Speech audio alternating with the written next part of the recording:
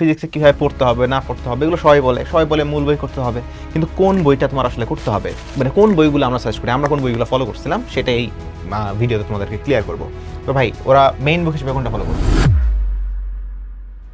Tapan sir এবং Ishaq sir. হ্যাঁ, তো এই দুইটা বই যুগ যুগ ধরে চলছে।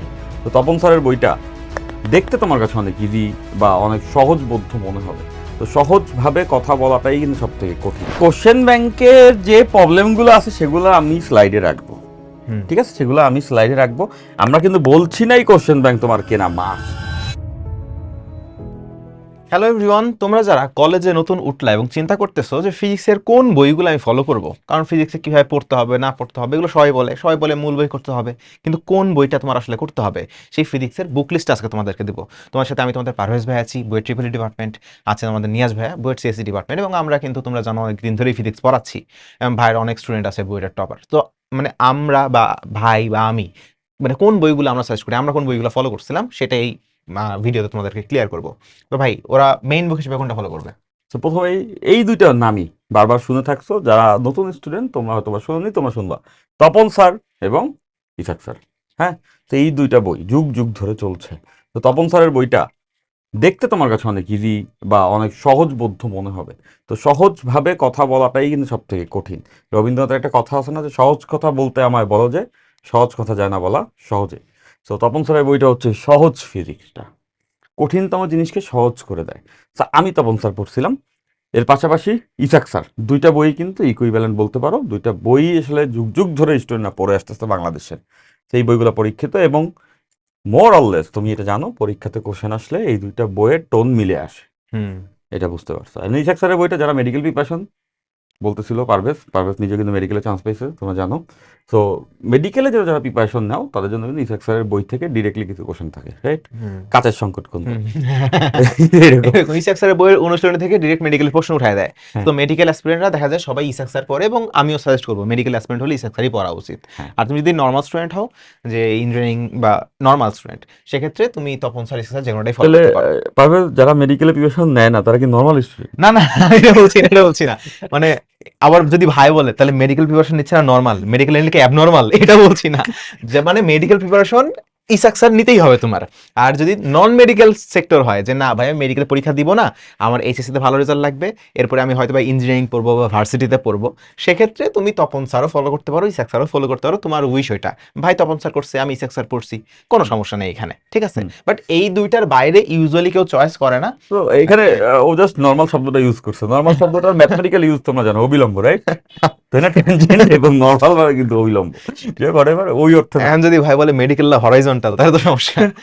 আচ্ছা, তো মানে আমি যেটা বলতে চাচ্ছি যে এই দুইটা সবচেয়ে পপুলার, আর সবাই যেহেতু এগুলো পড়েই ভালো রেজাল্ট করতেছে, এগুলো কিনাটা তোমার জন্য একটু রিস্ক ফ্রি সিচুয়েশন। তুমি নতুন বইও কিনতে পারো, অন্যান্য রাইটারের ভালো ভালো বই আছে, সেলু স্যারের বই আছে অনেক ভালো, প্রামাণিক স্যারের বই অনেক ভালো, গিয়াস স্যারের বই অনেক ভালো, এগুলো অনেকে পড়ে। বাট আমি মনে হয় রিস্ক নেওয়া দরকার নাই, এগুলোই ভালো মতো পড়ো, এইটা অথবা এইটা। তোমার যদি এমন হয় যে ভাই আমি ইসাক স্যারের সব পারি, ভাই আমার ইসাক স্যারের বই খুলে আমার এখন বোরিং লাগে, নতুন কিছু আমার দরকার, লাইফ মে কুছ এক্সাইটমেন্ট মাংতা হয়, সেক্ষেত্রে আমি বলবো যে তাহলে তুমি আরেকটা রাইটার কিনতে পারো। তখন তুমি আরেকটা হয়তো বা ইসাক স্যার করলে তপন স্যার কিনলা, বা তপন স্যার করলে ইসাক স্যার কিনলা, বা একটা রাইটার হয়ে গেছে, এবার আমি গিয়াস স্যার প্রামাণিক স্যার কিছু একটা কিনে দেখলাম কেমন লাগে, ঠিক আছে? সো ওইগুলো হচ্ছে সেকেন্ডারি টার্সিয়ারি লেভেলে আছে। প্রাইমারিলি কিন্তু তোমার এই দুইটার একটাই পড়া উচিত। হ্যাঁ, এরপরে যদি আবার এখানে আরেকটা অ্যাড করি, যে তোমার ধরো যে কোনো একটা রাইটার হয়ে গেছে, তুমি চাচ্ছ এই রাইটারের অনুশীলনী সবকিছু শেষ, অন্য একটা রাইটারের আমি অনুশীলনী দেখতে চাই, সেক্ষেত্রে তুমি আরেকটা রাইটার তো কিনতেই পারো। আরেকটা কস্ট ইফেক্টিভ উপায় তোমাকে বলে দেই, তুমি চাইলে বাজারে গাণিতিক পদার্থবিজ্ঞান নামে একটা বই পাওয়া যায়, বুঝছো? এইটা কিনতে পারো। কেন জানো? কারণ এই বইয়ে সকল রাইটারের ম্যাথ ট্যাথ কম্বাইন করে দেওয়া আছে। সো তুমি একটা বই পড়ছো, থিওরি পড়ছো, সব পড়ছো, এমসিকিউ, সৃজনশীল, গাণিতিক সমস্যা, এরপরে নতুন ম্যাথ করতে চাইলে তুমি গাণিতিক পদার্থবিজ্ঞান কিনলে সব রাইটারের মিক্স মানে ম্যাথ পাওয়া যাবা, ঠিক আছে? সো এটা কি, এটা হচ্ছে প্রাইমারি, এটা হয়ে গেছে, এটা এনশিওর করো এটা আগে হইছে। তারপরে এটা হচ্ছে টার্সিয়ারি লেভেলে, বুঝছো? নাহলে তোমার ফাউন্ডেশনই ঠিক নাই, তুমি 2 তালা বানাতে যাচ্ছ, তাহলে কিন্তু হবে না। ওকে, এইটাই। তারপরে কোশ্চেন ব্যাংক, যেমন ভাই আমি দুজনই হচ্ছে বুয়েটের আমরা, তারপরে আমার কিন্তু মেডিকেল ব্যাকগ্রাউন্ডও ছিল। তো সেক্ষেত্রে কোশ্চেন ব্যাংক নিয়ে একটা ভাই আমি কোশ্চেন পাই, যে কোশ্চেন ব্যাংক আমি কখন করবো। যেমন দেখা যায় যে ম্যাক্সিমাম এইচএসসির পরে কোশ্চেন ব্যাংক কিনে, হুম। তারপরে যায় যে উদ্ভাসে বা যে কোনো জায়গায় হচ্ছে কোশ্চেন ব্যাংকটা পড়ে। হুম। তো অনেকে ফার্স্ট ইয়ার থেকে চিন্তা করে যে আমি কি আগে থেকে কোশ্চেন ব্যাংক কিনলে আগায় যাবো কিনা। এইখানে পারবে যে প্রবলেমটা যেটা হয়, এই ফ্যাসিনেশনটা যে কোনো ভালো স্টুডেন্ট থাকবে কোশ্চেন ব্যাংকে মিলাই নেওয়া হুম একটা চ্যাপ্টার পড়ার পরে হুম যে আমি আপ টু দ্য মার্ক আছি কিনা, ওয়েট স্ট্যান্ডার্ড বলো বা হুম স্ট্যান্ডার্ড জাস্ট কিনা। আমি নিজে এটা করছি ফার্স্ট ইয়ারে ভেক্টর পড়েই হুম কোশ্চেন ব্যাংক মিলাইছে যে আমি পারি কিনা দেখি। হুম প্রবলেম যেটা হয়, কোশ্চেন ব্যাংকে সর্ট করে দেওয়া থাকে না যে ভেক্টরের কোশ্চেনগুলি রাইট রাইট রাইট। এইটার এইগুলি। হুম সো এইখানে ফার্স্ট ইয়ার থেকে কোশ্চেন ব্যাংক দেখতে গেলে তোমার ওই এক চ্যাপ্টার পড়ার পরে কোশ্চেন ব্যাংকে সব আরবিট্রারি থাকে আর কি। হুম তো বা ওই গুছায় দেওয়া থাকে না সরের আকারে, তো তুমি না মিলানোর জায়গা পাবা খুব কম। 5-6 চ্যাপ্টার পড়ার পরে তুমি একটা কম্প্যারিজনে যাইতে পারবা। হুম তো কোশ্চেন ব্যাংকটা যাতে হাত দেওয়ার জায়গাটা থাকেই প্রত্যেকটা সাবজেক্টে 4-5 চ্যাপ্টার পড়ার পরে, হুম তবে কোশ্চেন ব্যাংকটা থাকা ভালো। ওটাই থাকা ভালো। এখন কোন কোশ্চেন ব্যাংক থাকা ভালো, এখন কোনটা থাকা উচিত সেটা পারভেজ বলুক নাকি। দেখো কোশ্চেন ব্যাংক যদি তোমার পড়তেই হয়, ভাই যেমন বললো কোশ্চেন ব্যাংকে তো সাল ওয়াইজ দেওয়া থাকে হুম। যে এত সালে বুয়েটে কোন কোন কোশ্চেন আসছে, এত সালে মেডিকেলে কোন কোন হুম। কোশ্চেন আসছে। তোমার পুরা বইয়ের যদি একটা আইডিয়া না থাকে তুমি আসলে কম্পেয়ার করতে পারবা না। এক্স্যাক্টলি। বুঝছো, অজানা কোশ্চেন দেখে তো বুঝবে না সহজ নাকি কঠিন। হুম। তো এটা একটা প্যারা। আবার তোমরা যারা চিন্তা করছো না ভাই এখন তো চ্যাপ্টার ওয়াইজ কোশ্চেন ব্যাংক আছে, চ্যাপ্টার ওয়াইজ কোশ্চেন ব্যাংকের সমস্যা নেই, তোমাকে বলি। হুম। ধরো একটা চ্যাপ্টারে ধরো ভেক্টর, হ্যাঁ চ্যাপ্টার 2 আমাদের ফিজিক্সের, এখান থেকে বুয়েট অ্যাডমিশনের কোশ্চেনগুলো দেওয়া আছে। এখন ভেক্টর থেকে তোমার কি মনে হয় বুয়েট থেকে বইটা কয়টা প্রশ্ন আসছে? হুম। অনেক প্রশ্ন আসছে, মিনিমাম 100-এর উপরে তো কোশ্চেন এতদিন পর্যন্ত আসছেই। হুম। তো সব কোশ্চেন তো আর দিবে না। তো তারা এই চ্যাপ্টারে যেগুলো কঠিন কঠিন প্রবলেম থাকে, ইউনিক ইউনিক প্রবলেম থাকে, ওইগুলো সিলেক্ট করে চ্যাপ্টার ওয়াইজ কোশ্চেন ব্যাংকে দেওয়া থাকে। আবার এটাও তো ট্রু পারভেজ যে কিছু কোশ্চেন আছে যে একটা চ্যাপ্টারের আন্ডারে পড়ে না, সেটা হ্যাঁ হ্যাঁ হইতে পারে ওয়ার্ক exactly। এনার্জিতেও ধরা যায়, নিউটনের মেকানিক্সেও ধরা যায়, হুম হুম দুটো মিলানো এরকমও তো আছে। Right right. ওইটারও কিন্তু সঠিকভাবে থট করা যায় না। করা যায় না। হ্যাঁ। তো দেখা যায় এরকম কোশ্চেন গুলো মিস হয়ে যায়, যেগুলো কম্বাইন করা থাকে। আবার ইজি যেগুলো কোশ্চেন আসে, ইজি কোশ্চেনও কিন্তু আসে, ওগুলো কিন্তু এখানে অ্যাড করে না, বুঝছো, কারণ হুম। ওরা ধরে নেয় তোমরা এগুলো করে ফেলছো। সো এই চ্যাপ্টার ওয়াইজটা দেখলে অনেকে ভয় পায় যায়, কিরে ভাই সব কঠিন প্রবলেমই আসে, সব হুম। কিন্তু কঠিনই আসে না। সো এখানে দিলে একটা কিন্তু ইলিউশন তৈরি হয় যে অ্যাডমিশন অনেক কঠিন। হুম। তো এই জন্য চ্যাপ্টার ওয়াইজ কিনলে ইলিউশনটা তৈরি হয়, আর কোশ্চেন ইয়ার ওয়াইজ কিনলে তুমি বুঝতেই পারবা না। সো এই জন্য কোশ্চেন ব্যাংকটা খুবই রিস্কি একটা গেম, বাট হুম। তুমি চাইলে রাখতে পারো একটু মিলায় দেখার জন্য। যদি রাখতেই হয় সেক্ষেত্রে উদ্ভাসের, হ্যাঁ ইঞ্জিনিয়ারিং এর জন্য উদ্ভাসের কোশ্চেন ব্যাংক পুরাতন সালেরটা, কারণ নতুন তুমি পাবা না কিনতে, পুরাতন সালেরটা তুমি লাইব্রেরিতে যা খোঁজ করে কালেক্ট করতে পারো। যদি পাইলা না পাইলে ভাই এত ভেড়ানোর না দরকারই নেই। ট্রু, এটাই ভালো আসলে, এই হ্যাঁ। কোশ্চেন ব্যাংকটাই আমি দেখছি সবচেয়ে। মেডিকেল যদি হয়, মেডিকেলের জন্য তুমি চাইতে পারো রেটিনার কোশ্চেন ব্যাংকটা কালেক্ট করে রাখার জন্য। ভার্সিটি যদি হয়, ভার্সিটির জন্য অ্যাসপেক্টের কোশ্চেন ব্যাংকটা কালেক্ট করতে রাখতে পারো। এই আচ্ছা। এই তিনটা জনরার আমি তিনটা বলে দিলাম, রাখতে পারো। যদি পাও ভালো, যদি না পাও কোনো সমস্যা নাই।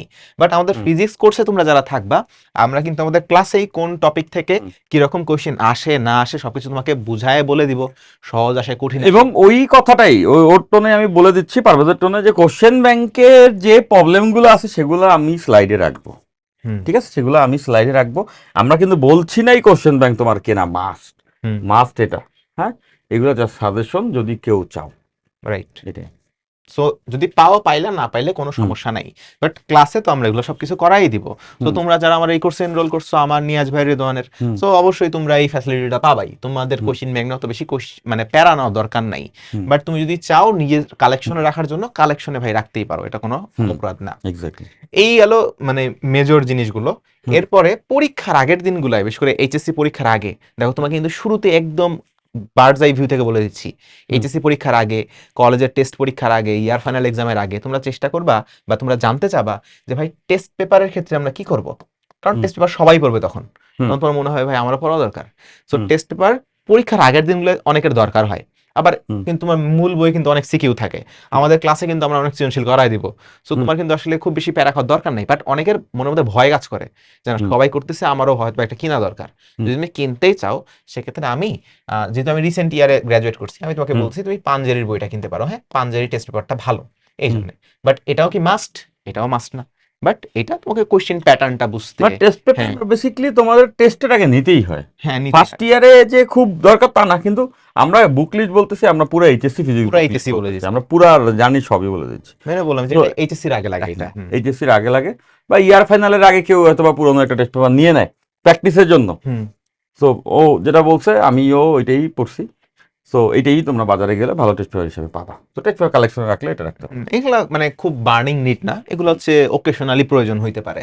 হুম। আর গাইড আমার মনে হয় না এখন পর্যন্ত যে গাইড কেনার কোনো দরকার আছে, কারণ তুমি দেখো হুম। তুমি মূল বই সলভ করছো, তুমি আবার হয়তো বা এক্সট্রা প্রবলেম সলভ করছো, তুমি আমাদের ক্লাসের সবগুলো ম্যাথ সলভ করছো, ক্লাসের ম্যাথের মধ্যে অ্যাডমিশনের কোশ্চেন আছে।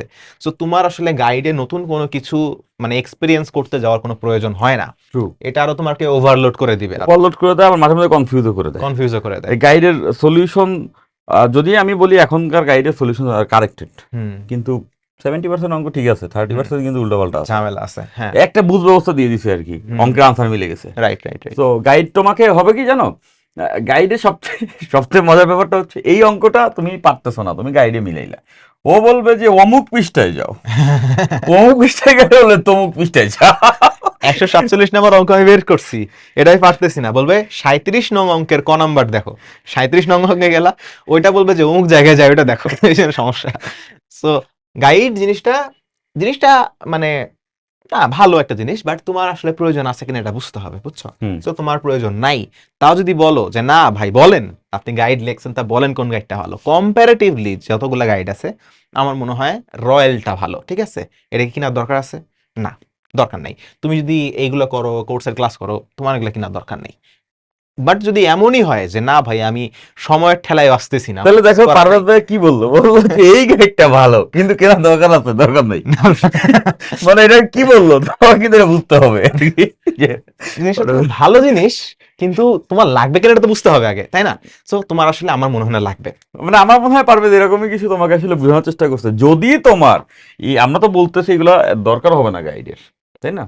আমরা তো এটা বলছি, তারপরেও অনেকে আছে যে ভাই আপনি মানে আমার দরকার আছে, আমার দরকার তো আছে, তাদের জন্য আর কি ওই বুঝে গেছে আর কি। ওই কিছু থাকবেই সবসময় বলবে, তো তাদের আমি বলে দিলাম একটা। হ্যাঁ। তার লাস্ট টাইম গাণিতিক পদার্থবিজ্ঞান তো বললামই যে এক্সট্রা এটার বইগুলো অ্যাড করা, ম্যাথগুলো অ্যাড করা। হুম। এগুলোর বাইরে তোমার কলেজ লাইফে ইভেন অ্যাডমিশনেও এগুলো কভার হয়ে যাবে, বুঝছো? এগুলো তুমি যদি ভালো মতো পড়ো, অ্যাডমিশনও কভার হয়ে যাবে। এরপর অ্যাডমিশনে তোমাদের কিছু এক্সট্রা জিনিসপত্র লাগে, এটা ইনশাল্লাহ এইচএসসি পরীক্ষা আগে দাও, কেবল তো ফার্স্ট ইয়ারে উঠছো, এখনো উঠোই নেই, একটা পা দিছে, একটা পা দেওয়াই নেই এখনো। সো তখন আমি তোমাদেরকে বলে দেবো ইনশাল্লাহ, ঠিক আছে? এবং মরাল অফ দ্য স্টোরি, এই বইগুলো তুমি সর্বোচ্চ কিনলে এগুলার বিপরীতে যেতে পারো। তারপরে মনে রাখতে হবে যে তোমার বুক সেলফে অনেকগুলা বই আছে তার মানেই তুমি যে আছে কনসেপচুয়ালি বেটার, সেটা কখনো না।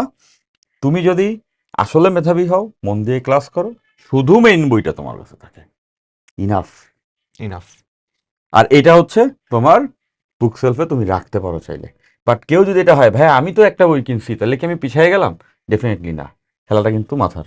ওকে, ফাইন। ওকে, সবাই ভালো থেকো।